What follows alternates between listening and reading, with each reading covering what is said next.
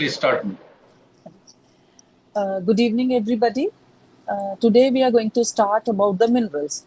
As we have already read about the carbohydrates, lipids, and day before yesterday we have completed the proteins. Yesterday we have completed about the vitamins. Now the last and the most important constituent जो हमारी diet के हैं, ठीक है, that is called minerals. ठीक है, minerals हम discuss करेंगे क्योंकि इनकी मैंने डेफिनेशन बहुत अच्छे से आपको बता दी हुई है. जब हमने सारे बाकी major ingredients of the balance diet discuss किया है, तो लास्ट वन मिनरल्स है. मिनरल्स के नाम भी आपके साथ बहुत बार डिस्कस हो चुके हैं जब हम बाकी डाइजेस्टिव सिस्टम मेटाबॉलिज्म डिस्कस कर रहे थे. तो जो मेन मिनरल्स है ना, ठीक है, मिनरल्स में भी एक हम माइक्रो न्यूट्रिएंट्स हैं. This is also part of the micro nutrients of the balance diet. But ये भी आगे दो पार्ट में डिवाइडेड होते हैं. जैसे एक कुछ मिनरल्स ऐसे हैं जो हमें ज्यादा अमाउंट में चाहिए, कुछ मिनरल्स ऐसे हैं जो हमें थोड़े अमाउंट में चाहिए. बस वो अमाउंट का फर्क है. इसका मतलब ये नहीं है कि जो थोड़े अमाउंट में चाहिए वो कम इंपॉर्टेंट है. That is also equally important, but that also required in just a little quantity as compare to the other minerals. So जो ज्यादा क्वांटिटी में चाहिए they are the calcium, phosphorus, sodium, potassium, chloride and magnesium.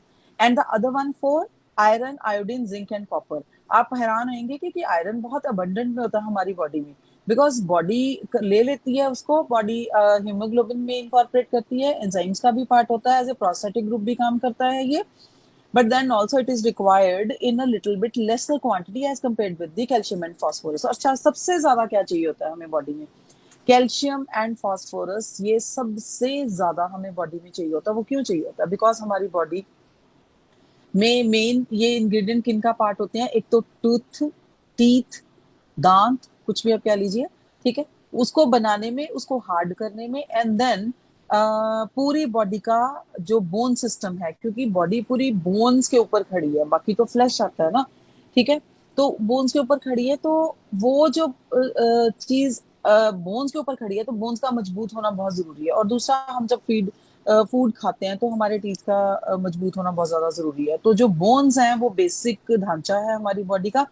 अगर वही नहीं मजबूत होगा तो उसके लिए calcium and phosphorus both are very necessary. इसलिए दोनों ही हमें बहुत अबंडेंट कंडीशन में चाहिए होते हैं. बिकॉज अगर आपको बोन्स की प्रॉब्लम आ जाती है, कोई डेंसिटी की प्रॉब्लम आ जाती है, आपकी लेग्स हैं, अगर बाहर से आपका कितना भी फ्लैश हो, कितने भी मोटे लोग होते हैं, इवन वो मजबूत बनाते हैं टांग को, बट नहीं, जब इंटरनल सिस्टम बोन ही वीक होगी ना, तो बाहर से कितना भी फ्लैश हो, कुछ भी हो, वो वर्क नहीं करता. सो दोनों दांतों की एंड बोन्स की जो हेल्थ है, उनकी रिजिडिटी है, उनकी सॉलिडिटी है, उसको मेंटेन करने के लिए कैल्शियम एंड फास्फोरस दोनों रिक्वायर्ड है. ठीक है, और जो कैल्शियम है सबसे ज्यादा 75% टोटल चाहिए होता है बाकी सारे मिनरल्स के कंपैरेटिवली. अगर हमें 100% सारे के सारे मिनरल चाहिए ना, उसमें से 75% तो हमें अकेला कैल्शियम ही चाहिए होता है. ठीक है, वो जो 75% है वो ऑलमोस्ट 1200 ग्राम के इक्विवेलेंट उसका अमाउंट बनता है एक अडल्ट बॉडी में. जबकि फास्फोरस का 400 टू 700 ग्राम्स के आसपास. तो ऑलमोस्ट हाफ हो गया. कैल्शियम चाहिए सबसे ज्यादा, उससे कम चाहिए phosphorus. Almost half of the amount of the calcium phosphorus is required in the amount half of the calcium. ठीक है, दे आर इक्वली. अब आप सोचिए कि बाकी सब इससे कम रिक्वायर्ड होते हैं. ठीक है, बाकी जितने भी मिनरल्स होंगे ना वो इससे कम रिक्वायर्ड होंगे. अब आते हैं हम इन दोनों के, ये तो हो गया अमाउंट, कितने अमाउंट में प्रेजेंट होते हैं और कितने अमाउंट में हमें चाहिए और कितने इंपॉर्टेंट है. और अमाउंट से ही पता चल जाता है कि अमाउंट, और फंक्शन से पता चल जाता है कि why they are needed in such a big quantity. तो फंक्शंस में मैंने आपको पहले बोल दिया कि इनके फंक्शंस में दो तरह के होते हैं. एक तो डेवलपमेंट. डेवलपमेंट शुरू से ही चाहिए होती है. एक्चुअली आपको याद होगा जब बच्चे होते हैं छोटे, बॉर्न होते हैं, तो जब इवन लेडी प्रेग्नेंट होती है, देन ऑल्सो उसको आयरन एंड कैल्शियम, कैल्शियम बहुत अबंडेंट अमाउंट में दिया जाता है. ठीक है, बिकॉज क्या होता है कि बच्चे की जो बोन्स होती है ना वो भी बन रही होती हैं. ठीक है, वो मैन्युफैक्चरिंग में होती हैं, तो उनको उसी वक्त जब कोई चीज बन रही है तो आप उसका बेसिक कंटेंट, बेसिक मिनरल उसको प्रोवाइड करोगे, सो दैट बच्चे की ही बोन्स बहुत स्ट्रांग और बने. ठीक है, अदरवाइज क्या होता है मैं आपको बताती हूँ कि अदरवाइज अगर कैल्शियम ना लेना तो पिगमेंटेशन फीमेल के फेस पे ऑलरेडी दिखाई देनी शुरू हो जाती है, इवन इन दी प्रेगनेंसी. दूसरी बात दूसरी बात, जब हम बाहर से वो इनटेक कैल्शियम का नहीं लेती है ना, तो उसकी कमी एक तो मैंने बताया कि पिगमेंटेशन के रूप में नजर आनी शुरू हो जाती है कि लैक ऑफ कैल्शियम है। दूसरा उसकी जो फीमेल है ना उसकी बॉडी का कैल्शियम जाना शुरू हो जाता है बच्चे को, तो फीमेल की अपनी जो कैल्शियम कंटेंट है वो डिप्लीट होना शुरू हो जाता है। ठीक है, बच्चे का भी फिर उतना पूरा प्रोवाइडेड नहीं होता और फीमेल का खुद का भी। तो प्रेगनेंसी में ऐसी सारी चीजें आती हैं, सो प्रेग्नेंट फीमेल को तो चाहिए चाहिए होता है, और वो जो कैल्शियम जाके इनकॉर्पोरेट होना है, इन्फेंट की बोन्स बननी है एंड टीथ बाद में बनने हैं, लेकिन क्या है कि उसके लिए अंदर पूरा अमाउंट होना चाहिए। उसके बाद जब मदर लैक्टेटिंग होती है, जब लैक्टेटिंग मदर होती है ना, तो उसको तभी वो बच्चे को फीड कर रही होती है, और बच्चा क्या होता है कि मदर की ही फीड पे डिपेंडेंट होता है, अभी बाहर का कुछ नहीं दे रहे होते हैं। देन ऑल्सो फिर वो मदर का ही सब कुछ जा रहा होता है। Then also a female need much of calcium, much of phosphorus. ठीक है, तो ताकि वो बच्चे में जाए और बच्चे की बिल्टअप हेल्दी बोन, जो बोन की हेल्थ है वो हेल्दी हो, एंड गुड हेल्थ मेंटेन करें बॉडी, और जैसे जैसे वो ग्रो हो। लेकिन क्या होता है कि बाद में मदर का भी चलो ठीक है अगर सप्लीमेंट्स लिए, एंड देन उसके बाद क्या कहते हैं उसको, हाँ बच्चा जब चलना शुरू होता है slowly slowly, growth periods, growth days में तो इसका बहुत ही ज्यादा इंपॉर्टेंट है। तब आप देखते हो आप हमेशा कैल्शियम की बड़ी सारी प्रिपरेशंस आती हैं आजकल, वो इसीलिए बनाई गई हैं ताकि वो किसी ना किसी फॉर्म में, जैसे गमीज आती हैं, कैल्शियम गमीज आती हैं, सैंडोज आते हैं, उसको डिफरेंट डिफरेंट फ्लेवर्स में, ऑरेंज फ्लेवर है, स्ट्रॉबेरी फ्लेवर्स में आते हैं, इसीलिए बनाए जाते हैं बिकॉज उन दिनों में बच्चा किसी ना किसी तरह से उसको खा ले। फिर होम्योपैथिकल कैरिया फॉस आता है, वो भी बहुत लोग देते हैं। वो इसका मतलब यही है कि कैल्शियम हमें बहुत इंपॉर्टेंट है for the growth of the bones basically, तभी बॉडी खड़ी रहेगी, और तभी पूरी पूरी लाइफ की हेल्थ, जितनी देर भी बंदे ने जीना है, 60 70 80 साल, उतने सालों की हेल्थ है। और आई मीन ओल्ड एज तक इन चीजों का इफेक्ट नजर आता है एनी ह्यूमन बीइंग की हेल्थ की, बोन हेल्थ की ऊपर। ठीक है, एंड देन फॉस्फोरस, फॉस्फोरस और दूसरा इनका फंक्शन ये है कि regulation of the body processes. और जो मिनरल्स हैं ये वेरियस टाइप ऑफ रेगुलेशन, जैसे मेटाबॉलिज्म में एज ए एंजाइम के प्रोस्थेटिक पार्ट, या फिर एज ए को एंजाइम्स या को एंजाइम का पार्ट, इस तरह से काफी रेगुलेशन ऑफ द बॉडी, जितने भी प्रोसेसेस हैं, केमिकल रिएक्शंस हैं, उनमें भी एज ए मिनरल पार्टिसिपेट करते हैं। मेन तो इनकॉर्पोरेशन होगी bone health and teeth health, and regulation of the body processes. These two functions are associated with the calcium basically, and to the phosphorus too. And calcium and phosphorus mainly क्या होती है, bone and teeth, जो ratio होती है ना calcium and phosphorus की, वो मैंने ऑलरेडी बता दिया आपको कि 2:1 होती है। अगर 2 हमें पार्ट कैल्शियम चाहिए तो 1 पार्ट हमें फॉस्फोरस का चाहिए होता है। ठीक है, एक तो हेल्थ हो गया। अच्छा, कैल्शियम क्या करता है, ये जो बॉडी प्रोसेसेस है कॉल से हमारे, कैल्शियम एक्चुअली ना सेकंड मैसेंजर भी होता है। सेकंड मैसेंजर के साथ ऐसे स्टिमुलस भी क्रिएट करता है। जैसे अब आपको एक मैं प्रोसेस बताती हूँ, जैसे आप किसी चीज को गर्म टच करते हैं तो आपका एकदम से मैसेज जाता है, और आप एकदम से हाथ हाथ को पीछे हटा लेते हैं कि चीज गर्म है। कोई भी कोई सरफेस हो, गर्म हो या ठंडा भी हो, गर्म का चलो हम एग्जांपल लेके चलते हैं। वो होता क्या है, आपका हाथ जब एक ऑर्गन है जो अभी परफॉर्म कर रहा है कोई फंक्शन, वो टच करता है गर्म, एकदम से ब्रेन को मैसेज गया, मैसेज फिर से रिटर्न वापस भी आता है कि हाथ हटा लिया जाए।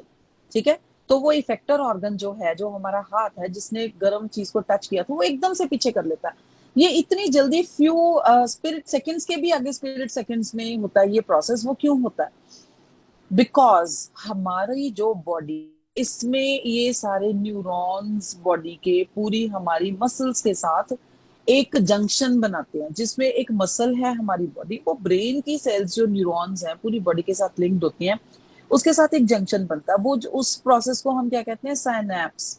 ठीक है, उस जगह पे, वहां पे क्या होता है, एक मसल और न्यूरॉन का एंड जब टकराता है, और वो जो न्यूरॉन है वो ब्रेन की सेल्स होती हैं, और सब मसल सेल्स हैं, वो टकरा के आपस में, वो जो हॉटनेस हमने टच किया है ना, वो मसल का मैसेज न्यूरॉन से एकदम से मैसेज आ जाता है ब्रेन को, ब्रेन एकदम से फिर मैसेज आ जाता है एकदम से कि हटा लिया जाए, हाथ की गर्म है।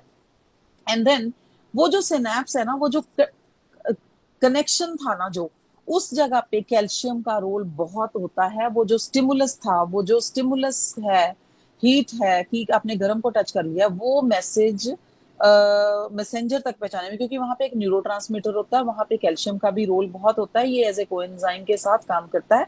वो स्टिमुलस को ब्रेन तक पहुंचाने में इसका बहुत ज्यादा काम रोल होता है रेगुलेशन में। ठीक है, रेगुलेट करने में contraction and the relaxation of the synapse वाली जो मसल्स हैं और स्टिमुलस पास करने के लिए, ठीक है।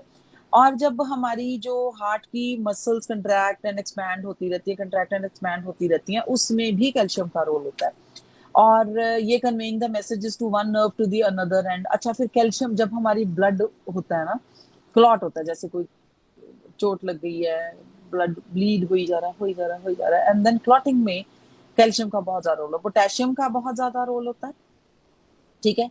एंड कैल्शियम का भी बहुत रोल होता है वहां पे। कल कैल्शियम का तो मैंने कल बता ही दिया था कि जब वाइटामिन होते हैं वहां पे, तो जो फैक्टर्स होते हैं, जो डिफरेंट फैक्टर्स होते हैं, क्लॉटिंग फैक्टर्स होते हैं, प्रोथ्रोम्बिन से थ्रोम्बिन, थ्रोम्बिन से फिर fibrin, fibrinogen and then fibrinogen से फिब्रिन बनने में, जो फिब्रिन के फाइबर्स बनते हैं वो potassium and along with the calcium के रोल से बहुत ज्यादा इफेक्टिव है, कि मतलब क्लॉटिंग में उसका रोल होता है। अदरवाइज फिर क्लॉट बन ही नहीं पाएगा, ब्लीडिंग रुक ही नहीं पाएगी, ठीक है। दैट इज ऑल्सो, फिर वो डिजीज कंडीशंस होती हैं जिसमें ब्लीडिंग रुकती नहीं है, दैट इज कॉल्ड हीमोफीलिया। फिर तो हीमोफिलिक डिजीजेस ब्लड की हो जाती हैं जिसमें क्लॉटिंग नहीं हो पाती है, ठीक है। फॉस्फोरस है, अब क्या है कि फॉस्फोरस के भी बहुत इंपॉर्टेंट फंक्शंस हैं, वही ज्यादा ये भी ये टीथ का और बोन्स का पार्ट होता है। दूसरा, इसके भी रेगुलेटरी फंक्शंस होते हैं, और ये बहुत ज्यादा एक काफी सारे को एंजाइम्स का पार्ट होता है, सिंथेसिस का, ठीक है। और मेटाबॉलिज्म में भी बहुत ज्यादा रोल प्ले करते हैं। जितने भी कोएंजाइम्स हैं, वेरियस वेरियस फंक्शंस हैं, किसी पर्टिकुलर एंजाइम्स में हम यहाँ पे नाम नहीं ले रहे हैं, आपको सिर्फ ये याद रखना है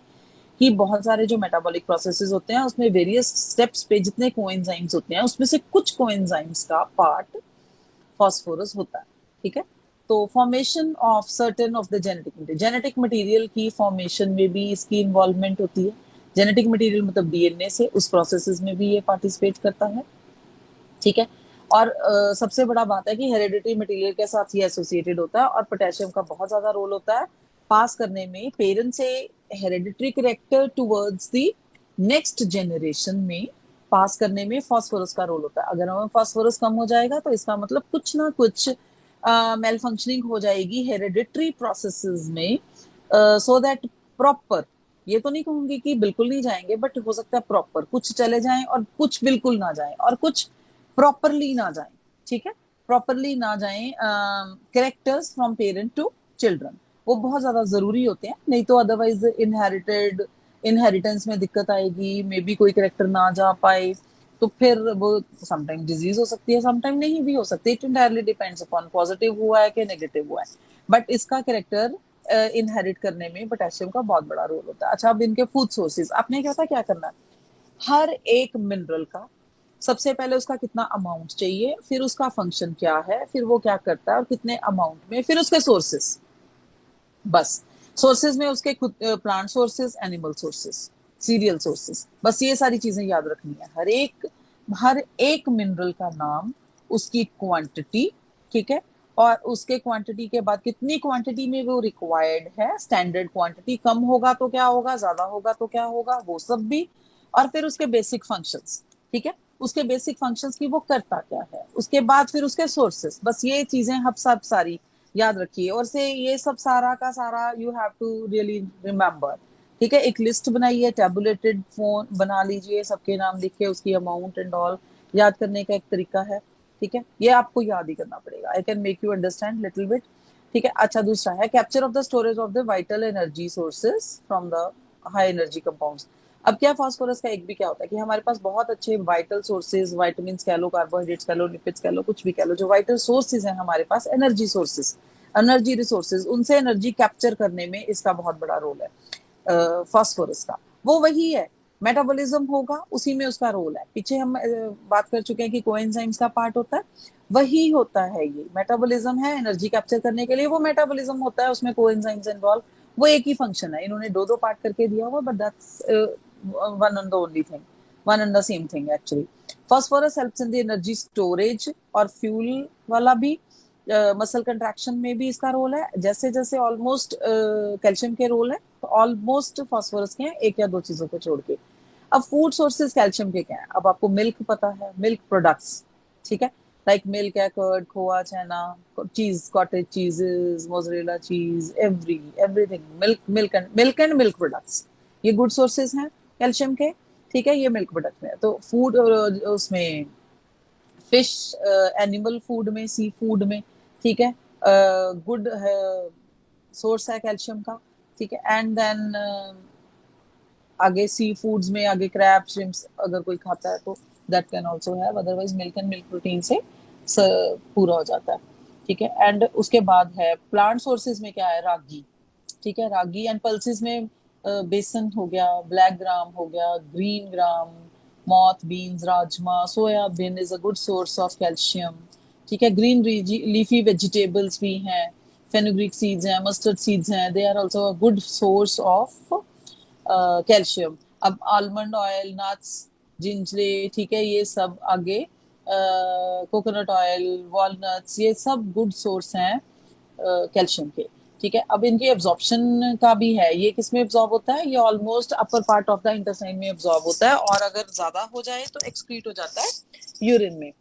ठीक है। एंड बॉडी हमारी हमेशा रैपिड ग्रोथ में रहती है, इन्फेंसी और चाइल्डहुड में, लैक्टेशन के time I already explain to you, वहां पे उस टाइम हमें बहुत ज्यादा कैल्शियम चाहिए होता है, ठीक है। अदरवाइज ऑल्सो, और जो वाइटामिन कैल्शियम है, जो वाइटामिन डी है, और प्रोटीन्स होते हैं और कार्बोहाइड्रेट जो भी होते हैं ना और डाइट के, वो भी कैल्शियम की एब्जॉर्प्शन में, अगर आप कैल्शियम खा रहे हो and if you are not taking good amount of protein और विटामिन डी खासकर, ठीक है, along with the carbohydrates little bit, तो कैल्शियम एब्जॉर्ब नहीं हो पाता।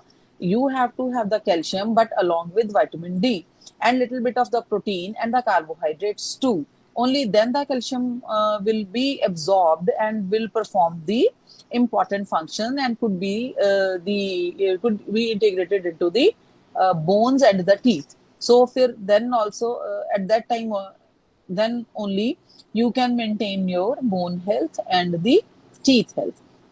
लेकिन अब एक और बात है, मैंने पहले भी आपको कार्बोहाइड्रेट्स पढ़ाते पढ़ाते बीच में मिनरल्स आए थे, तब भी आपको बताया था, बट ये दोनों बहुत इंपॉर्टेंट है। लेकिन आपको एक बात देखनी पड़ेगी कि कैल्शियम एंड फास्फोरस एक दूसरे को कॉन्ट्राडिक्टरी है। अगर तो फास्फोरस ज्यादा हो गया तो वो कैल्शियम को एब्जॉर्ब नहीं होने देगा, अगर कैल्शियम ज्यादा हो जाएगा तो वो आयरन को, सॉरी, फास्फोरस ज्यादा हो जाएगा तो कैल्शियम को एब्जॉर्ब नहीं होने देगा, और कैल्शियम ज्यादा हो जाएगा तो फास्फोरस को एब्जॉर्ब नहीं होने देगा।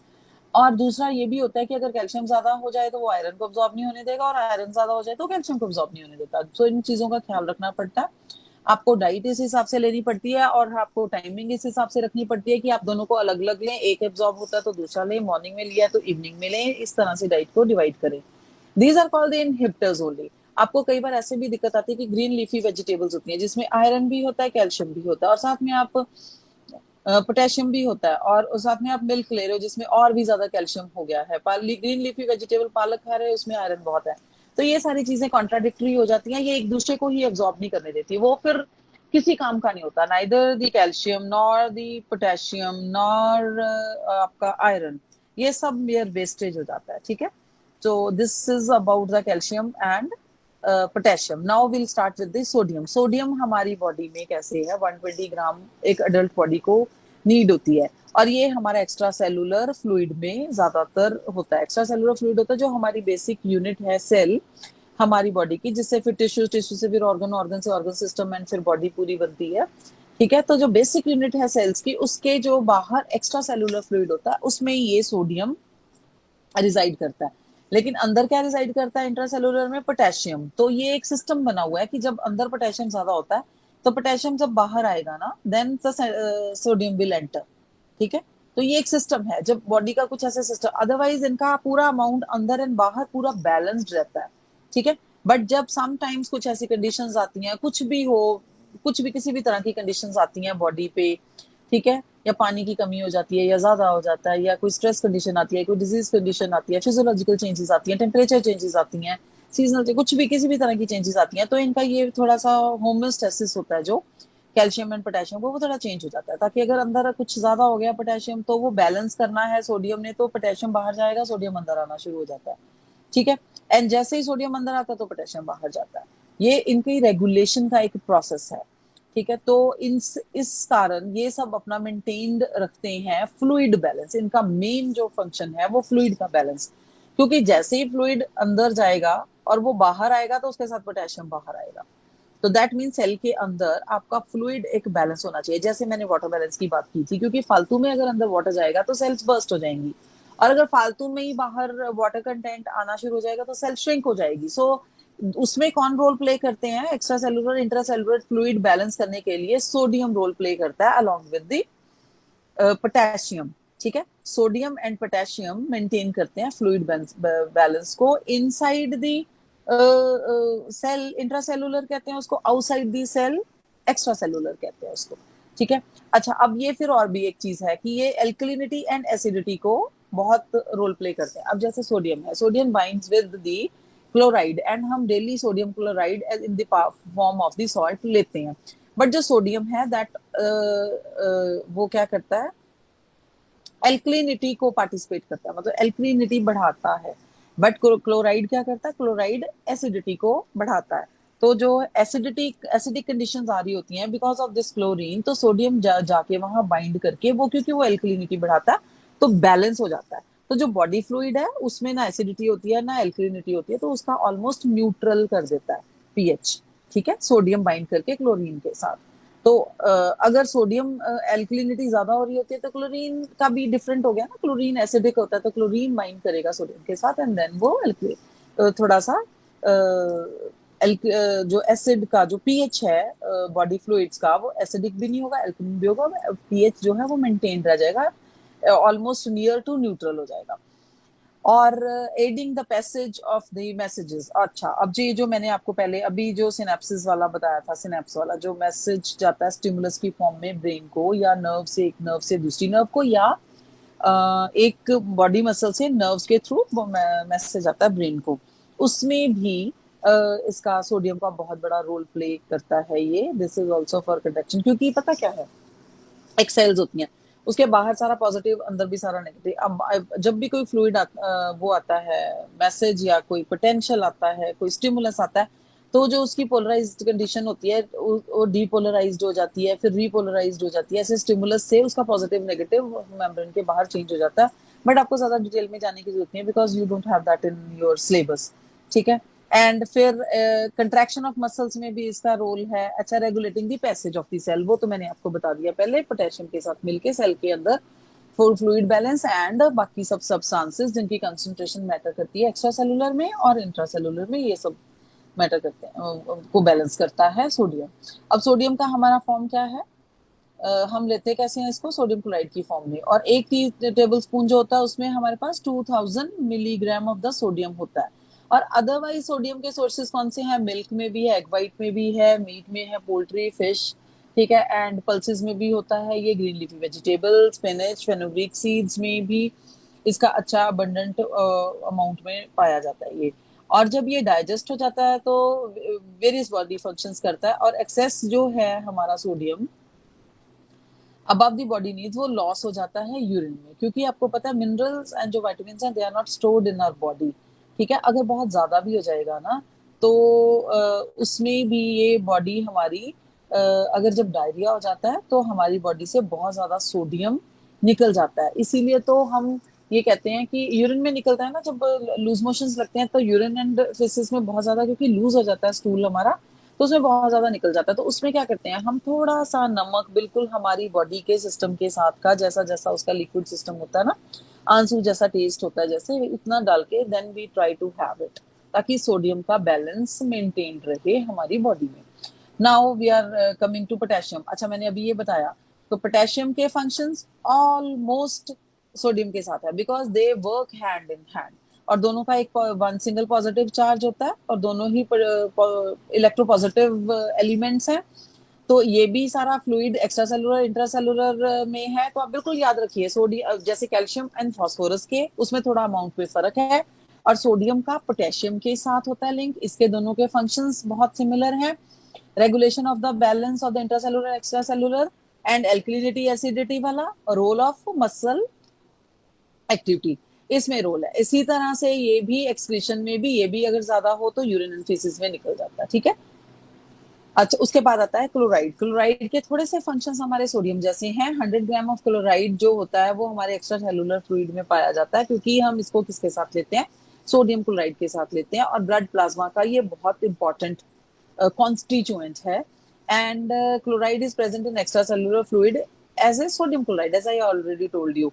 एंड सेल के अंदर कैसे होता है, क्योंकि सेल के अंदर मैंने बताया पोटेशियम होता है, बाहर क्या होता है, सोडियम होता है, और सोडियम भी सिंगल पॉजिटिव है, सिंगल पॉजिटिव इलेक्ट्रोपॉजिटिव कंपाउंड है, एलिमेंट है। और जब जो सेल है, सेल के अंदर जो है वो सिंगल इलेक्ट्रोपॉजिटिव एलिमेंट है पोटेशियम, वो सेल के अंदर होता है, सोडियम पोटेशियम सोडियम बाहर होता है सेल के। तो जो क्लोरीन है वो सिंगल इलेक्ट्रोनेगेटिव होता है, तो वो सोडियम के साथ भी बॉन्ड बना सकता है और पोटेशियम के साथ भी बॉन्ड बना सकता है। जब ये क्लोरीन है वो जो सोडियम के साथ बॉन्ड बनाता है तो वो ऑलमोस्ट एक्स्ट्रा सेलुलर फ्लूइड में होता है, और जो पोटेशियम के साथ बनाता है तो वो इंट्रा सेलुलर फ्लूइड में होता है। ठीक है, और क्लोराइड रेडिली अब्सॉर्ब हो जाता है upper part of the intestine में, और एक्सेस ऑफ द जो क्लोराइड होता है ना, और अगर सोडियम के साथ हो तो एक्सक्रीट होता है, हो जाता है यूरिन में, या फिर स्वेटिंग जब होती है तब भी नमक, नमक कहते हैं ना, पसीने के साथ नमक निकल जाता है, तो इस तरह से वो निकल जाता है। Now we are coming to, अब आप याद रखिए कैल्शियम एंड फास्फोरस के फंक्शंस ऑलमोस्ट सेम है, ऑलमोस्ट सेम है। पोटेशियम एंड सोडियम के सेम है, ये ज्यादातर सेम है। क्लोरीन है वो पोटेशियम के साथ मिलके काम करता है और सोडियम के साथ मिलके काम करता है। ठीक है, 5 तो ये हो गए। इस तरह से आप याद रखिए कॉम्बिनेशंस को। Now we are coming to magnesium. Magnesium क्या होता है, वो 2 पॉजिटिव होता है, इसका भी इलेक्ट्रोपॉजिटिव है, इसके भी काफी सारे फंक्शंस उसी के साथ मिलते हैं सोडियम के साथ ज्यादा। ठीक है, बट इसका अमाउंट है वो 20 से 25 ग्राम चाहिए होता है हमें, और 60 से 70% मैग्नीशियम है जो वो बोन्स के कॉम्बिनेशन में यूज होता है, किसके साथ, कैल्शियम एंड फास्फोरस के साथ। ठीक है, बाकी जो होता है वो टिश्यूज में या इंटरसेलुलर फ्लूइड्स में होता है। अब इसके फंक्शंस क्या है, passage of the substances out of the cell. अच्छा, अब यही वाली बात हो गई ना जो पोटेशियम करता है। ठीक है, जब कुछ ना कुछ बाहर आना होता है, फ्लूइड बाहर आना होता है, तो पोटेशियम भी बाहर आता है। इसी तरह से जब ये इंट्रासेलुलर मैग्नीशियम होता है ना, जब किसी चीज को सेल से बाहर लाना है ना, ठीक है, उस मेम्ब्रेन क्योंकि अलाउ नहीं करती है, बहुत सारे फिनोमिनन्स होते हैं। ठीक है, सिनोनिम्स एंड एंटोनिम्स, मतलब बाहर आने का रास्ता होता है रिसेप्टर्स के थ्रू। तो मैग्नीशियम है वो जब बाहर आता है तो अपने साथ और सारे सब्सटेंसेस को लाने में बाहर through the plasma membrane help करता है। और ये बहुत सारे एंजाइम्स का प्रोस्थेटिक ग्रुप है। एंजाइम्स का मैंने आपको बताया था, एक प्रोटीन पार्ट होता है, एक प्रोस्थेटिक ग्रुप होता है, which is a mineral part. ठीक है, और मैक्सिमम टाइम तो मैग्नीशियम बहुत ज्यादा as compare to the sodium potassium and other mineral, जो मैग्नीशियम है वो बहुत ज्यादा वैरायटी के एंजाइम्स का प्रोस्थेटिक ग्रुप है। ठीक है, एंड देन ये बिल्डिंग में, क्योंकि ये कैल्शियम एंड पोटेशियम के साथ काम करता है मैग्नीशियम, तो bone health and teeth health में भी ये हेल्प करता है। और नर्वस में, नर्वस के फंक्शन में क्योंकि कैल्शियम काम करता है, बिकॉज ये कैल्शियम की उसमें है, तो कैल्शियम स्टिमुलस में भी काम करता है नर्वस सिस्टम के साथ, मैसेजेस इधर से उधर ले जाने में, और बिल्कुल सिनाप्सिस के पास स्टिमुलस कन्वे करने में और वापस स्टिमुलस लाने में इफेक्टर ऑर्गन तक। तो हमारा मैग्नीशियम भी काम करता है, बिकॉज वो सोडियम की तरह काम करता है, तो इसके काफी सारे फंक्शंस हमारे सोडियम की तरह सिमिलर हैं, जो फंक्शन नर्वस सिस्टम का था मैसेजेस डिलीवर करने वाला। ठीक है, and smooth muscle contraction action, because वो मसल कंट्रैक्शन एंड एक्शन वही नर्वस सिस्टम के साथ एसोसिएटेड है जो कैल्शियम करता है, तो मैग्नीशियम का भी वो फंक्शन है मसल के एक्शन में। और मसल का और मैग्नीशियम का एक रोल और है जो कैल्शियम एंड पोटेशियम का ज्यादा नहीं है, building of the proteins. Building of proteins क्योंकि ये एक एंजाइम्स का भी पार्ट होता है और प्रोटीन्स का भी पार्ट होता है, ये ऐसा एक मिनरल है जो प्रोटीन एंड एंजाइम के साथ एसोसिएटेड रहता है। ठीक है, इसके भी बहुत सारे सोर्सेज हैं, जैसे प्लांट फूड्स में होता है, एंड ग्राउंड नट्स में कैश्यू नट्स, वॉलनट्स, सीसम सीड्स, सोयाबीन्स, व्हीट, बाजरा, ज्वार, इन सारी चीजों में होता है। सी फूड में भी होता है। ठीक है, पीज में, लोटस में, सब किसी में ये मैग्नीशियम पाया जाता है।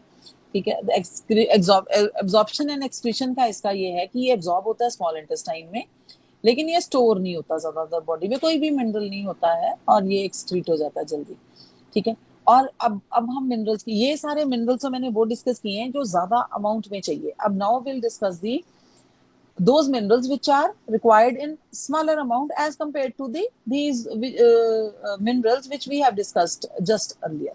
Now we are coming to iron. Iron का हमारा function बिल्कुल clear है, because I have explained it so many times. मैंने जब भी मेटाबॉलिज्म का आपका explain किया, मैंने हमेशा ही हीमोग्लोबिन का एक एग्जांपल लिया है। हीमोग्लोबिन का एग्जांपल प्रोटीन के टाइम भी लिया था, क्योंकि इसका एक पार्ट प्रोटीन होता है और अनदर पार्ट में आयरन एसोसिएटेड होता है एज ए प्रोस्थेटिक ग्रुप उस प्रोटीन का। ठीक है, तो आयरन जो हमारी बॉडी में 3 to 5 ग्राम चाहिए होता है, और बहुत ज्यादा प्रेजेंट भी होता है, जैसे 12, हाँ, ठीक है, एंड आयरन जो है हमारी बॉडी में कहाँ होता है, वो हमेशा, मैंने अभी बताया, हीमोग्लोबिन में होता है।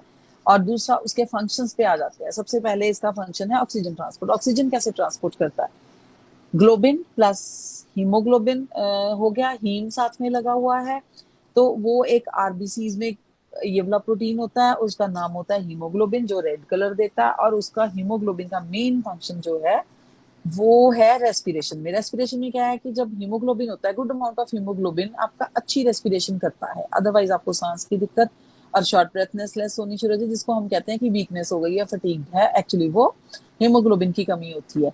ठीक है, तो जब हम सांस लेते हैं, when we inhale we take the oxygen, everybody knows, तो जो ऑक्सीजन है वो किसके साथ बाइंड करती है? हीमोग्लोबिन के साथ, और हीमोग्लोबिन बनता है। Then it will go to the heart and other tissues में, सब में जाके, ये ब्लड में जाके, क्योंकि ब्लड का ही पार्ट है हीमोग्लोबिन, ऑक्सी हीमोग्लोबिन है, सारे टिश्यूज को मिलती है ऑक्सीजन। एंड देन वहां से फिर जब ऑक्सीजन यूटिलाइज हो जाती है तो कार्बन डाइऑक्साइड में कन्वर्ट हो जाती है।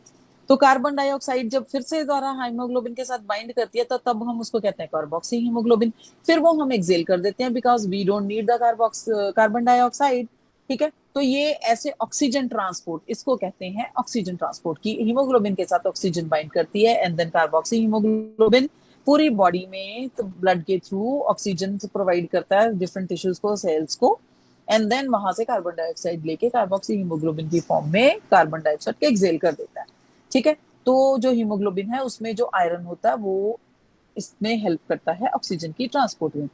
और दूसरा, provision of the oxygen to the muscle contraction. अच्छा, अब एक और बात आती है, ये ऑक्सीजन किसको, मायोग्लोबिन की भी तरह होती है, क्योंकि जब हम कई बार एक्सरसाइज आप करते हो, ठीक है, जब एक स्ट्रेनस एक्सरसाइज करते हो ना, तो आपके मसल्स में ना क्रैम्प्स आ जाते हैं। वो क्रैम्प्स किस लिए आते हैं? बिकॉज वहां पे एनारोबिक रेस्पिरेशन होनी शुरू हो जाती है। एनारोबिक रेस्पिरेशन होती है विदाउट दी ऑक्सीजन। ठीक है, एरोबिक होती है in the presence of oxygen, और without, in the absence of the oxygen जो रेस्पिरेशन होती है वो, उसको कहते हैं एनारोबिक रेस्पिरेशन। क्योंकि अब नॉर्मल जो आप ब्रीथ करते हो उसमें जितनी नॉर्मल ऑक्सीजन चाहिए होती है, बट जब आप स्ट्रेनस एक्सरसाइज करते हो, आप सांस जल्दी जल्दी जल्दी जल्दी लेते हो और आप स्ट्रेनस एक्सरसाइज करते हो, तो आपकी बॉडी एग्जॉस्ट हो रही होती है, and then you need oxygen in a much abundant amount. तो उतनी ऑक्सीजन आ नहीं पाती, सांस के थ्रू तो आ रही होती है, लेकिन मसल्स तक उतनी पहुंच नहीं पा रही होती है, जिससे क्या है कि वहां पे जो एक मायोग्लोबिन होता है ना, ये भी एक प्रोटीन है, ठीक है, ये एक स्टोर करता है ऑक्सीजन को। दस ऑक्सीजन जो है वो जो मसल में स्टोर ऑक्सीजन होती है तब वो काम करती है, बट सम टाइम्स वो ऑक्सीजन इतनी ज्यादा अबंडेंट नहीं होती, तब आपके ना मसल क्रैम्प्स होते हैं। मसल क्रैम्प्स किस लिए आते हैं? क्योंकि लैक्टिक एसिड फॉर्मेशन हो जाती है, जो कि हमेशा बाय प्रोडक्ट है किसका? एनारोबिक रेस्पिरेशन का। एनारोबिक रेस्पिरेशन होती है in the absence of oxygen. और in the absence of oxygen कब होती है हमें एनारोबिक रेस्पिरेशन? मसल्स में, जब हम स्ट्रेनस एक्सरसाइज करते हैं तब हमें अबंडेंट अमाउंट में ऑक्सीजन चाहिए होती है, बट उतनी ऑक्सीजन हम पहुंचा नहीं पा रहे होते हैं।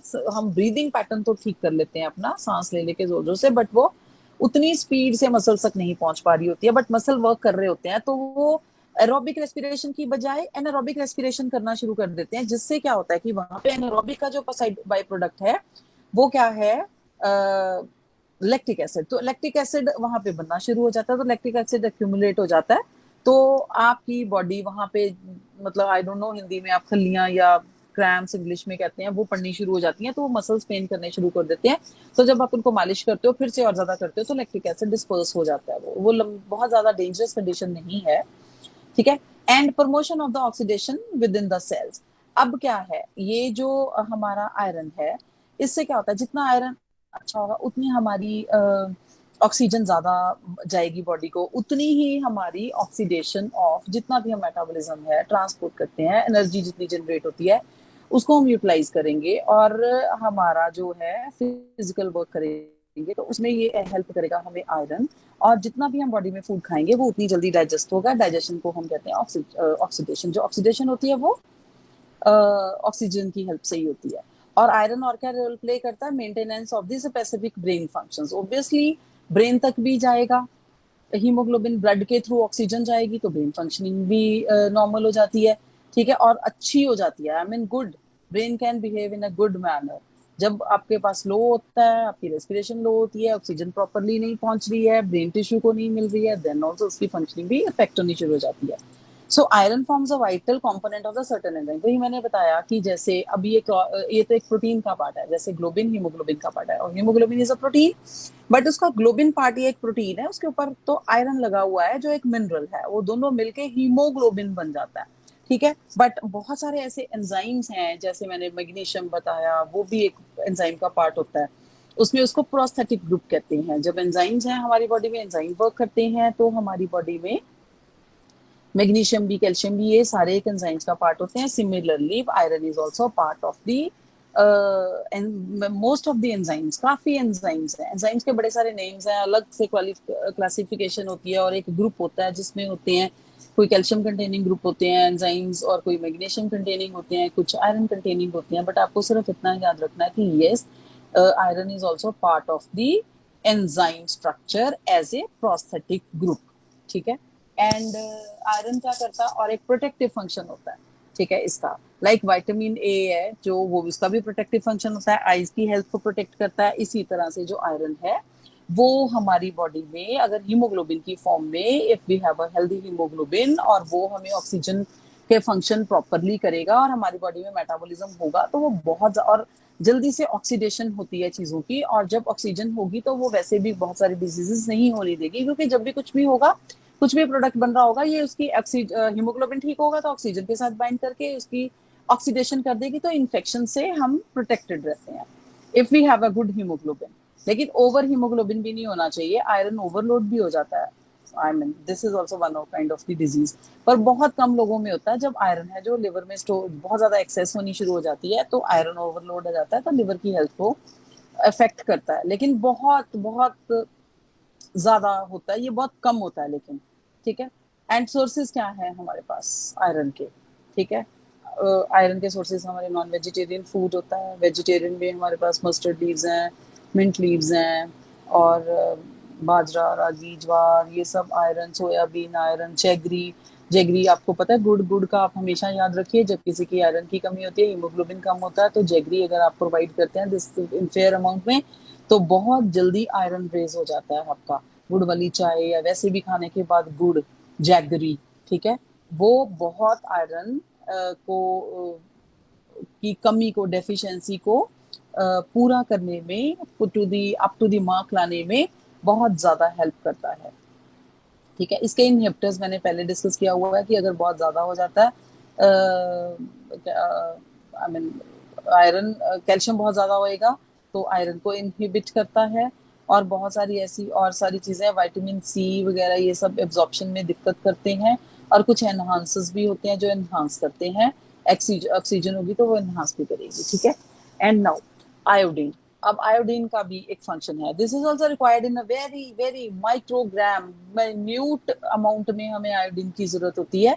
ठीक है, आयोडाइज्ड सॉल्ट एवरीबडी नोज, और मेंटल बच्चों की ग्रोथ में, मेंटल ग्रोथ में और अर्लियर ईयर्स में अगर हमें आयोडीन नहीं मिलती है, देन तो मेंटल ग्रोथ, बच्चे मेंटली रिटार्डेड भी हो जाते हैं। अगर वो मदर प्रेग्नेंट है, आयोडीन की कमी हो जाती है, देन ऑल्सो आजकल पता है बैन है, आपको मार्केट में कहीं भी नॉन आयोडाइज्ड सॉल्ट नहीं मिलेगा, because this is a crime to sell the non iodised salt.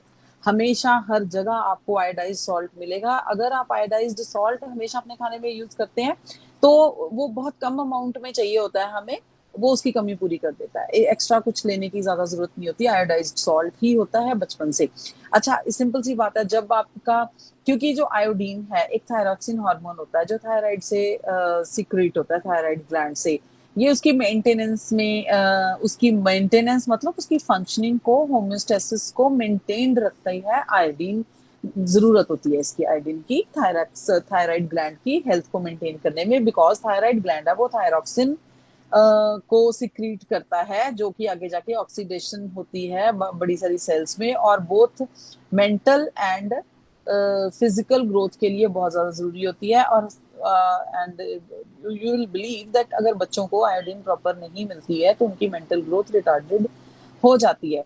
दूसरी बात, बड़ों को भी हो जाती है, अगर आप बहुत देर तक नहीं करते हैं, आयोडीन नहीं लेते हैं, तो फिर थायरॉक्सिन सिक्रीट नहीं हो पाता, तो जो थायराइड ग्लैंड है गले में होता है, ये इसकी स्वेलिंग होनी शुरू हो जाती है। समटाइम्स वो इंटरनल भी होनी शुरू हो जाती है, बाहर नहीं नजर आती है, पर काफी लोगों की तो बहुत बाहर नजर आती है, तो बहुत बहुत बड़ी स्वेलिंग होनी शुरू हो जाती है। हाँ। हाँ जी। हाँ जी, फिर से बहुत मैं बोल रहा स्वेलिंग था। होनी शुरू हो जाती है। सो स्वेलिंग से आपका रेस्पिरेशन में दिक्कत आनी शुरू हो जाती है, और जो वो पार्ट है जो बहुत ज्यादा स्वेलिंग वाला पार्ट होता है थायमस की, उसको हम ग्वाइटर कहते हैं। This is very common, I you have heard everywhere, you must have seen so many ads, Doordarshan पे बहुत ज्यादा आती थी, ठीक है। अब इसके सोर्सेज एंड ऑल ये सब आप पढ़ सकते हो, ये बस इतना याद रखने की जरूरत है, ठीक है। ये बस, अब आप इस चैप्टर में अगर कुछ छूट भी गया, कोई फंक्शन छूट भी गया है, वो आपको थोड़ा सा आप याद कर सकते हो। आपने सिर्फ इस मिनरल्स में एक इंपॉर्टेंट वाले मिनरल्स हैं जो ज्यादा अमाउंट में चाहिए, इंपॉर्टेंट सारे ही हैं, इंपॉर्टेंट मिनरल्स आ रही हैं, बट कुछ ऐसे मिनरल्स हैं जो ज्यादा अमाउंट में चाहिए, और कुछ ऐसे मिनरल हैं जो थोड़े चाहिए सारे ही बहुत कम कम, क्योंकि ये ऑलरेडी माइक्रो न्यूट्रिएंट्स हैं। Minerals are micro nutrients, but micro nutrients में भी फर्दर 5-6 ऐसे हैं जो हमें थोड़े से ज्यादा अमाउंट में चाहिए, और 4 ऐसे हैं जो हमें इन माइक्रो न्यूट्रिएंट्स के कंपैरेटिवली थोड़े और कम चाहिए, ठीक है। इनको आप याद कीजिए बस, और उनके फंक्शन याद कीजिए, ठीक है। और फंक्शन, सोर्सेज, और अगर कम हो जाए तब उनकी डिजीजेस, बस ये चीजें मेन आप याद रखिए। इससे ज्यादा याद करने की जरूरत नहीं है। This is very important. And minerals को वैसे भी, आपको वैसे भी डे टू डे लाइफ में बहुत ज्यादा जरूरत पता चल जाती है, इनकी याद रहता है अगर डाइट की प्लान करनी होती है। और अब अगला चैप्टर मैं स्टार्ट करने वाली हूँ। I don't know how much I finish, but I try to finish it, ठीक है। ये चैप्टर है जिसमें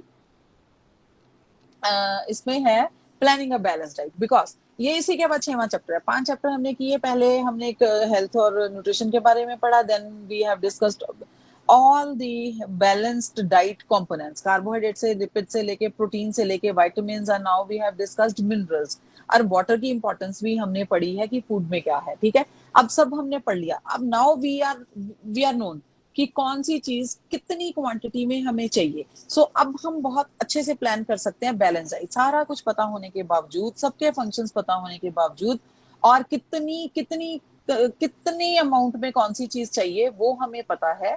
तो मैं आपको ये चैप्टर में आप पढ़ेंगे, आपको अच्छे से पता चल जाएगा, ठीक है। इस चैप्टर में मैं बताती हूँ कि ये चैप्टर इसी के बाद क्यों आया, इसीलिए कि अब हम प्लान कर सकते हैं, बिकॉज वी नो कितने अमाउंट में चाहिए, कौन सी चीज इंपॉर्टेंट है, कब देनी चाहिए। अब मैं आपको इसके 2-3 पैरामीटर्स बताती हूँ कि हमें कब बनानी है। अब मैं हमें सबसे पहले, जब हमने प्लान करनी है बैलेंस डाइट, सबसे पहला क्राइटेरिया है कि आपने सिलेक्शन करनी है right kind of foods, right kind of foods, and include करने हैं suitable amount of these.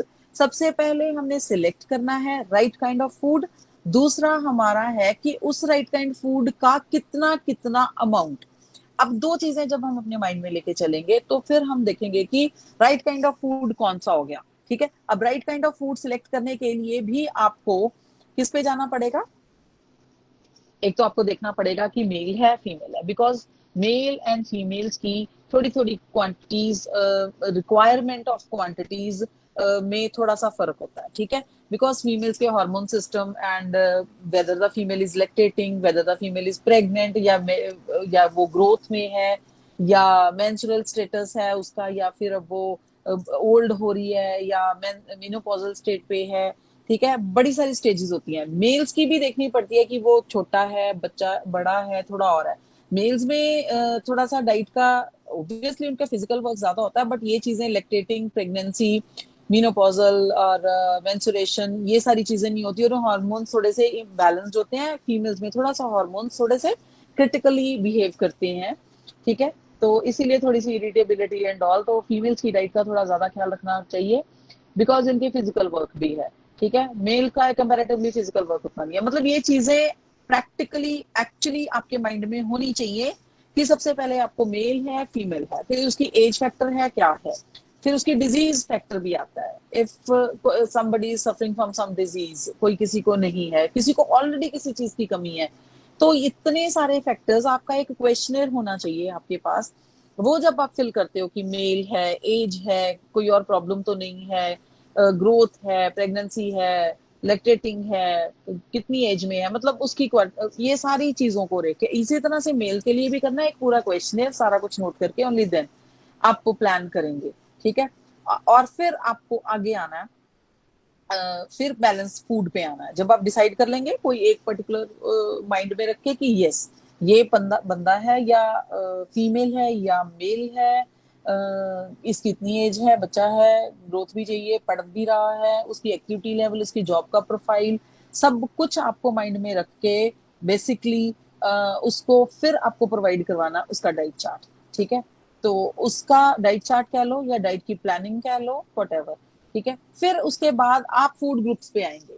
Food groups पे आके आप देखेंगे कि फिर आपको सोर्स देखना पड़ेगा कि किस सोर्स से लेना है और कहाँ कहाँ से लेना है, ठीक है। और फिर जो सोर्स है उसका फिजियोलॉजिकल फंक्शन, सारा कुछ आपको देख के फिर करना पड़ेगा। फिर अब आप आएंगे क्लासिफिकेशन ऑफ फूड की, ठीक है। अब एक पुराना क्लासिफिकेशन ऑफ फूड था जिसमें ना ऑलमोस्ट 13 काइंड ऑफ फूड्स थे। अब वो ज्यादा माना नहीं जाता ग्रुप्स में, मतलब क्लासिफिकेशन बहुत लंबी हो गई थी, बेस्ड ऑन सोर्स के ऊपर बेस्ड थी कि लाइक अगर तो सीरियल्स हैं या पल्सेस हैं या ग्रीन लीफी वेजिटेबल्स हैं, रूट वेजिटेबल्स हैं, अदर वेजिटेबल्स हैं, या फ्रूट है, या मिल्क तो मिल्क प्रोडक्ट्स हैं, या शुगर है, शुगर के प्रोडक्ट्स हैं, या फिर एग्स हैं, या फ्लैश है एनिमल्स का, स्पाइसेस हैं, मतलब इस तरह से क्लासिफिकेशन की हुई थी। सो वो बहुत कंफ्यूजन थी एक्चुअली, क्योंकि अगर हम फिर वो ग्रुप्स लेते हैं वो ऑलमोस्ट 13 ग्रुप्स बन जाते हैं।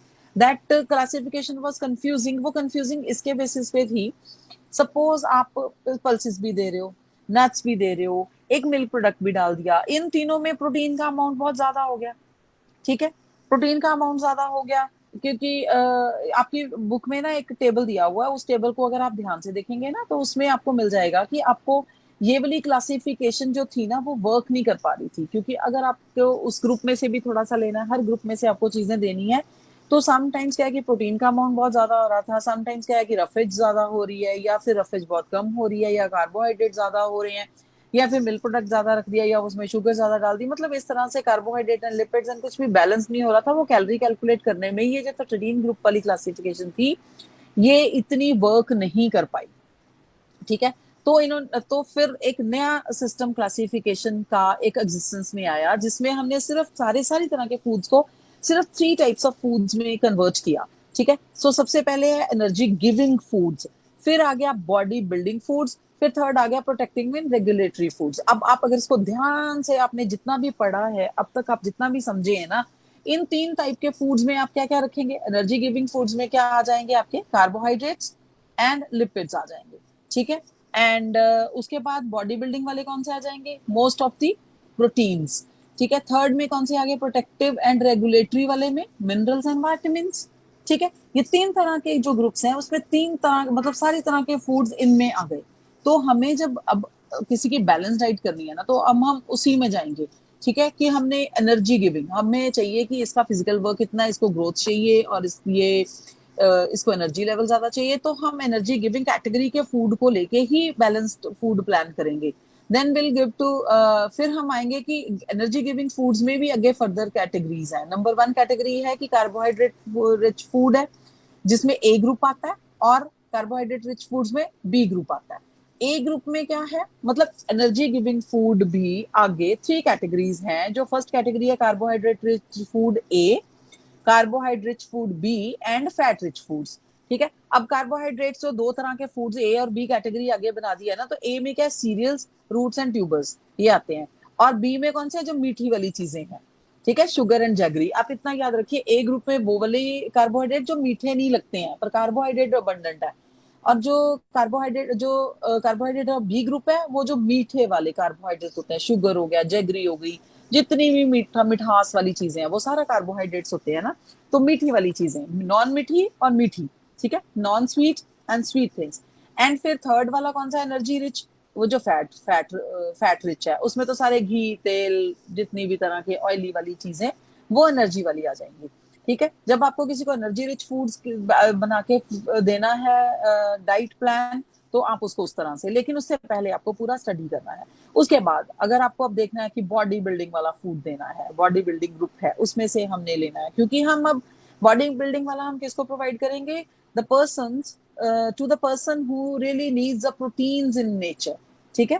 प्रोटीनेशियस नेचर फूड उसको चाहिए। प्रोटीन्स की कमी है या प्रोटीन्स वैसे चाहिए उसको, बॉडी बिल्डिंग के लिए चाहिए उसको, या एनर्जी चाहिए, या वो ग्रोथ के लिए चाहिए, वो अभी इन्फेंट है या उसके ऊपर है। तो हम ऐसी चीजों को, मतलब जो एडोलेसेंस भी होते हैं उनको भी ग्रोथ चाहिए होती है, या बहुत एक्सरसाइज करते हैं, फिजिकल वर्क है, कोई स्पोर्ट्स का पर्सन है, that also needs a protein, क्योंकि वियर टियर बहुत ज्यादा होती है, या कोई डिजीज हुई थी प्रोटीन्स के मतलब डिजीज हुई थी तो प्रोटीन्स बहुत ज्यादा चाहिए क्योंकि वियर टियर हो गई है। ठीक है, अगर लैक्टेटिंग मदर है उसको भी प्रोटीन्स चाहिए। अच्छा, अब अगर डिलीवरी के बाद है वियर टियर हो जाती है, then also she needs a proteins.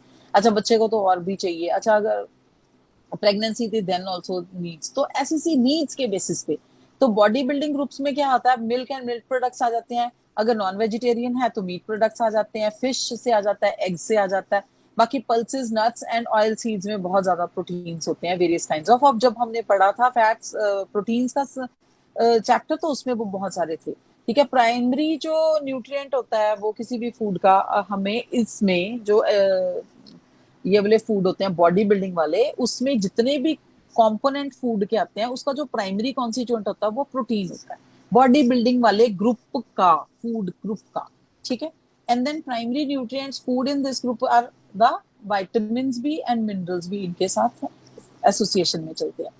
अब दूसरी बात यह है कि फूड जो प्रोटेक्टिव एंड रेगुलेटरी कैटेगरी में आते हैं, वो आते हैं फ्रूट्स जो हमें रेगुलेटरी, जिसमें orange and yellow fruits, mango and papaya, उसमें क्या होता है हमारे पास, हमें विटामिन ए बहुत मिलता है जो प्रोटेक्टिव है, जो आई हेल्थ को प्रोटेक्ट करके रखता है। सिट्रस फ्रूट से हमें विटामिन सी मिलता है, जैसे लेमन, ऑरेंज वगैरह। अदर्स, प्लम एंड बनाना में various types of magnesium, potassium, calcium सब मिलता है। ग्रीन लीफी वेजिटेबल से हमें कैल्शियम, फास्फोरस, आयरन बहुत मिलता है। फेनुग्रीक सीड्स हैं स्पिनच से। ठीक है, and yellow and orange vegetables, carrot, pumpkin, इनसे भी हमें और सारे मिनरल्स भी मिलते हैं rather than vitamin A. Zinc बहुत मिलता है, बीटा कैरोटीन मिलता है। Others and lady fingers, brinjal, cauliflower से हमें आयोडीन एंड ऑल ये सारी चीजें मिलती हैं। ठीक है, तो हम अब इन चीजों को आपको सारा पता चल गया, आपने सारा पढ़ लिया। अब आपको बैलेंस फूड है उसके कंडीशंस पता चल गई। पिछली कैटेगरीज हमने छोड़ दी 13 वाली, हमारे पास 3 कैटेगरीज आ गई, हमें पता है किस कैटेगरी में से फूड लेना है। अब सपोज हमने किसी का लंच प्लान करना है, ठीक है, किसी को लंच प्लान करके देना है फूड ग्रुप्स में।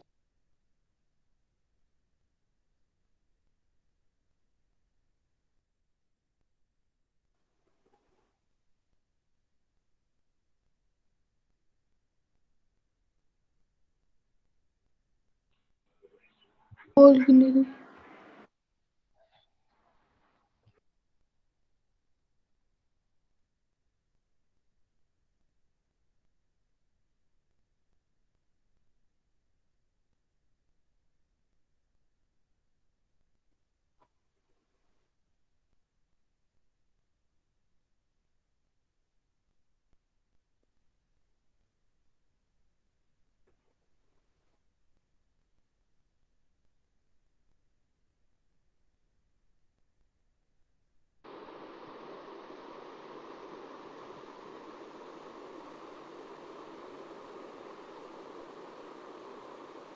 रुखसत शायद आपकी आवाज नहीं आ रही है।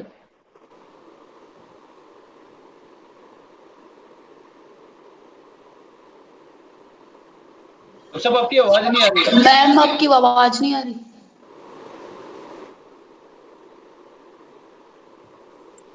मैम ट्राई करें भी, Ma'am, आपकी आवाज नहीं आ रही है ma'am, we please. can't hear you.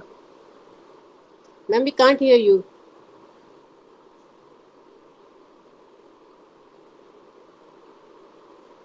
Ma'am, आवाज नहीं आ रही. We can't hear you. मैं बात करूँ।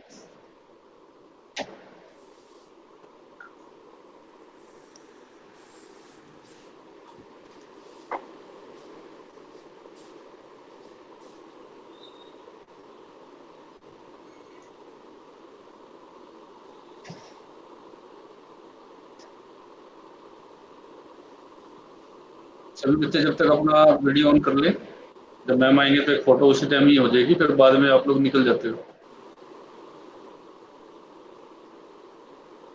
प्लीज वीडियो ऑन कर लें सभी अपना।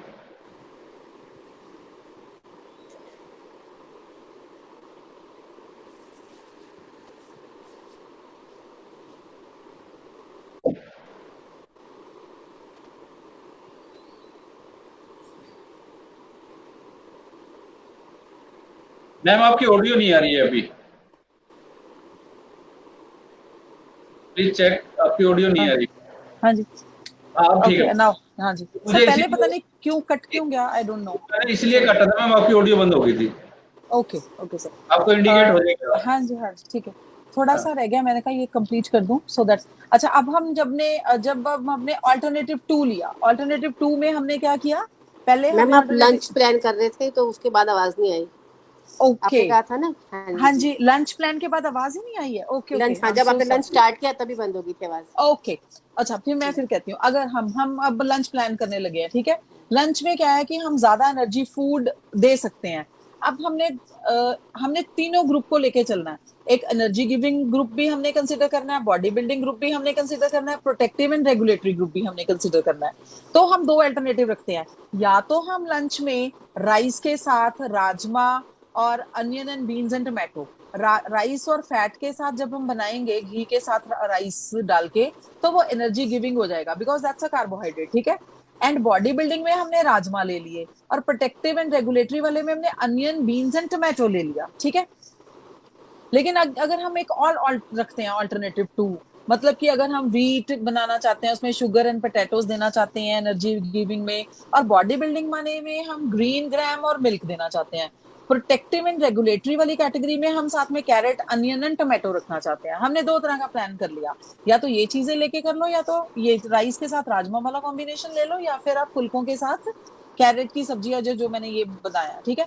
अब इसमें क्या करना पड़ेगा हमें, ऑल्टरनेटिव 1 के लिए हमने राइस लिए थे तो हमें राइस बनाने पड़ेंगे, राजमा लिए तो राजमा की करी बनानी पड़ेगी, जिसमें हमारे पास राजमा, अनियन, टोमेटो, फैट्स जैसे हम बनाते हैं वो सब यूज हो जाएगा, ठीक है। ये भी मेंशन करना है हमें, because we have to provide onion, tomato and fat, इनमें भी जो कंटेंट होते हैं वो भी हमें काउंट करने पड़ेंगे, ठीक है। एंड बीन्स वेजिटेबल बना सकते हैं हम, और उसकी ड्राई प्रिपरेशन है जिसमें बीन्स, अनियन डाल के और थोड़ा सा घी तेल डाल के वो वाले इंग्रेडिएंट्स डाल के हम बना सकते हैं। तो जो दूसरा हमने अल्टरनेटिव रखा था जिसमें व्हीट का रखा था, उसमें हम चपाती बना सकते हैं व्हीट फ्लोर से। दाल ले सकते हैं हम जो ग्रीन ग्राम ली है, उसमें अनियन, टोमेटो, फैट भी डलेगा, ठीक है। एंड कैरेट, पोटैटो वेजिटेबल हम बना सकते हैं, क्योंकि हमने कैरेट की थी हमने मेंशन किसमें, प्रोटेक्टिव फूड में, प्रोटेक्टिव एंड रेगुलेटरी वाले में, तो कैरेट काट सकते हैं, पोटैटो एंड फैट ले सकते हैं। और फिर जब हमने पहले कार्बोहाइड्रेट में हमने स्वीट शुगर को हमने कंसिडर किया है, तो हम कर्ड ले सकते हैं, उसमें स्वीट कर्ड ले सकते हैं, जिसमें कर्ड में हम शुगर डाल सकते हैं, ठीक है। नाउ अब हमने ये क्या किया, ये तो इस तरह से प्लान हो सकता है जब आपने लंच प्लान करना है तीनों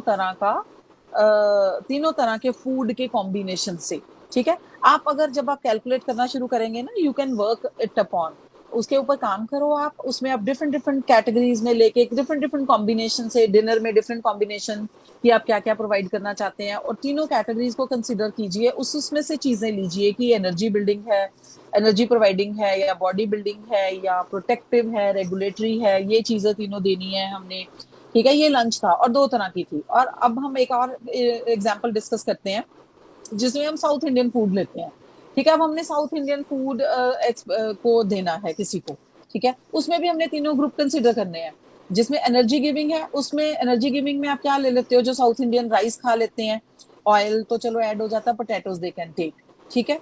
एंड उसमें क्या करेंगे हम, मेनू में फिर क्या करेंगे हम, राइस की क्या बनाएंगे, इडली, राइस की इडली बना देंगे, उड़द दाल बीच में थोड़ी सी मिक्स कर देंगे, तो वो उड़द दाल और राइस की इडली बन जाएगी, जो कि एनर्जी गिविंग वाले ग्रुप को कंप्लीट कर देती है। देन बॉडी बिल्डिंग में क्या होगा, आपने जो उड़द दाल ली थी, अरहर और तूर की दाल थी, ठीक है, ये ले लो आप, थोड़ी सी उड़द दाल आपने इडली में भी डाली है, तो अलग से बॉडी बिल्डिंग में वहां पे भी रोल हो जाएगा, और अलग से आप उड़द की दाल बनाएंगे। उड़द की दाल कैसे बनाएंगे आप, सांबर में, ठीक है, सांबर बनाएंगे, उसमें आप कोई भी ये दाल ले लोगे तीनों में से, अरहर, तूर की या उड़द की, उसमें लेडी फिंगर डाल दो, पोटैटो डाल दो, ड्रम स्टिक्स डाल दो, ब्रिंजल डाल दो, थोड़ा सा घी जो कि सांबर में डलता है, थोड़ी सी वेजिटेबल्स, तो आपका ये वाला कंप्लीट हो जाएगा बॉडी बिल्डिंग वाला। And protective and regulatory food में फिर आप क्या लेंगे, जो आप ऑलरेडी ले चुके हो, lady finger, drum sticks and brinjal, जो आपने सांबर में डाल दिया। तो साउथ इंडियन में क्या हो जाएगा कि अगर आप राइस की इडली बना के थोड़ी उड़द दाल के कॉम्बिनेशन के साथ और सांबर बनाते हो, उसमें lady finger, potato, drum sticks, brinjal, fat डालते हो, तो आपकी तीनों कैटेगरीज कवर हो जाती हैं, एनर्जी गिविंग भी, बॉडी बिल्डिंग भी एंड प्रोटेक्टिव एंड रेगुलेटरी वाली तीनों कैटेगरीज कंप्लीट हो जाती हैं। इस तरह से प्लानिंग की जा सकती है, ठीक है।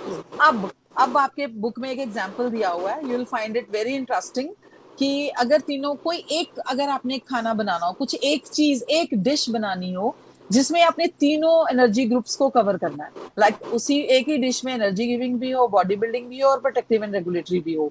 और फूड आइटम एनर्जी गिविंग में आप राइस ले लो, साथ में घी तेल थोड़ा सा डाल सकते हो आप, फैट हो गया वो, ठीक है। बॉडी बिल्डिंग जो लिपिड्स एंड कार्बोहाइड्रेट्स हो गए एनर्जी गिविंग में, राइस एंड फैट। तो बॉडी बिल्डिंग में क्या हो जाएगा, बॉडी बिल्डिंग में हमने एक दाल ले ली, ग्रीन ग्राम दाल ले ली, ठीक है। प्रोटेक्टिव में हमने क्या किया, प्रोटेक्टिव एंड रेगुलेटरी ग्रुप में से हमने क्या क्या ले लिया, स्पिनच ले ली, अनियन ले लिए, टोमेटो ले लिए। अब आप क्या कीजिए, अनियन टोमेटो का तड़का लगाइए, बीच में थोड़ी स्पिनच डालिए, दाल डालिए, थोड़ा सा घी में तड़का लगाया आपने, ऊपर से राइस डालिए एंड 2-4 सीटियां कुकर में लगवाइए and then you will have a khichdi which will be delicious, salt and अपनी उससे डालिए, which will be a single dish covering your whole energy giving, body building and protective. And अगर आप इस, it entirely depends upon the dal and the fat content के ऊपर mention करता है कि आप हैवी दाल ना डालिए, पीली दाल, दली हुई दाल डालिए, so that you can give it to the even diseased person.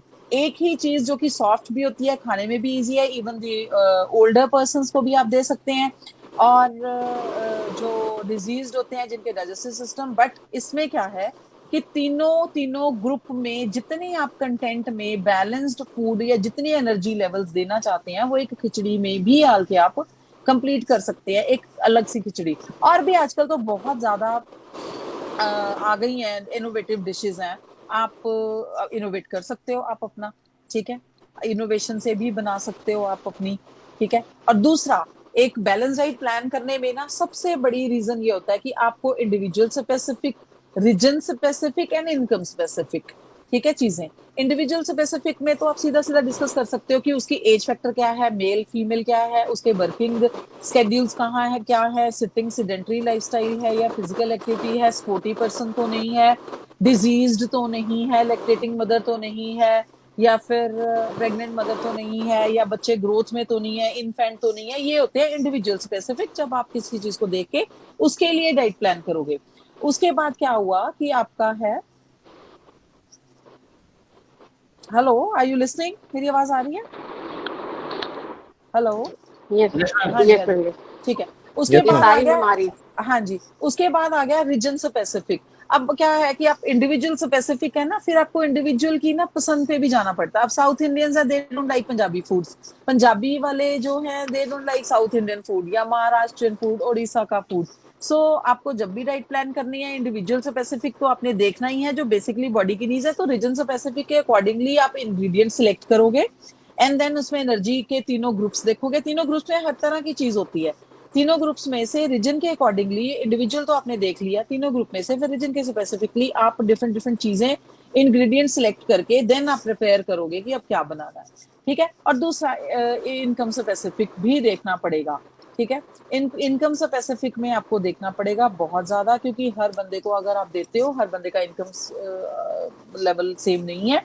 अगर आप किसी को बादाम खाने की सलाह दोगे तो एक थोड़ा सा जो लो इनकम है, आप उसको मूंगफली या और ऐसी चीजें जो बादाम में होती हैं वो और कहाँ कहाँ अवेलेबल है वो देने की कोशिश आप करोगे, ठीक है। जैसे अब आप किसी को पनीर दोगे तो थोड़ा सा इनकम लो वाला है, देन आप उसको सोयाबीन चंक्स या सोया की जो वो वड़ियां आती हैं, what ever you call balls, ठीक है, वो दोगे आप ताकि वो कंपनसेट हो जाए। आपने ये ख्याल रखना है कि उसमें इंग्रेडिएंट कौन सा है, कौन सा प्रोटीन है जो एक महंगे फूड में भी होता है और एक सस्ते फूड में भी होता है।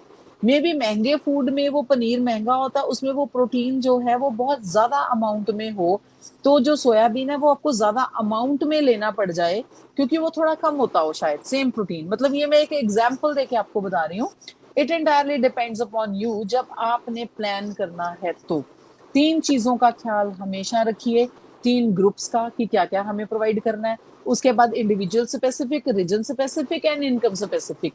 इन तीनों का ख्याल और 3 फूड ग्रुप्स का ख्याल रखेंगे, देन यू कैन प्लान, ठीक है।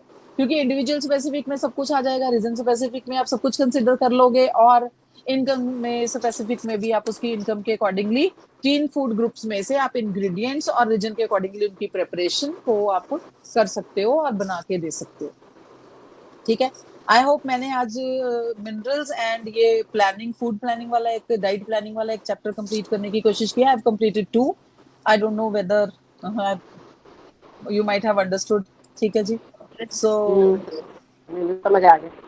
हाँ जी, थोड़ा सा आप पढ़ेंगे, चैप्टर्स के गो थ्रू जाइए, आपको सब कुछ आपके चैप्टर्स में मिलेगा। मैं चैप्टर का सिलेबस देख के ही उसके अकॉर्डिंगली ही चलने की कोशिश करती हूँ।